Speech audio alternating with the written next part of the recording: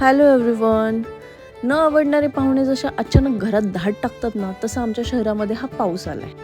आलाच आहे तर असं वाटलं थोड्या वेळात जाईल निघून. कसलं काय, त्याने तर कहरच केला, थांबायचं नावच घ्यायना. असा आलाय जसं काय पावसाळाच चालू झालाय. आणि एवढा पाऊस चालू असताना, थंड वातावरण असताना गरम गरम भजी आणि वडापाव खायची इच्छा कोणाला नाही होणार. बाहेर बघितलं तर मुसळधार पाऊस चालू होता, त्यामुळे बाहेर जायची तर काही परिस्थितीच नव्हती. मग म्हणलं चला आपण घरातच बनवूया. बाहेर गॅलरीतून बघितलं तर पावसाने कहर केला होता. बघून भीती पण वाटत होती त्याच्याकडे, कारण वीजच एवढ्या चमकत होत्या. तो एवढा मोठा आवाज, त्यात तो सुटलेला वारा. मग बाहेर जायचे काही धाडस झालं नाही. मी घरामध्ये वडापाव बनवला. चला तर मग खाऊयात. तुम्ही पण बनवा हा. टेस्टी आणि मस्त गरम गरम वडापाव सोबत भजी पण होत. ते खाल्लं आणि बाहेर येऊन बघते तर काय, पाऊस गायब. आपले सूर्यदेव पण दिसायला लागलेत. काय गंमत आहे यार. तुम्ही पण अनुभवलीत?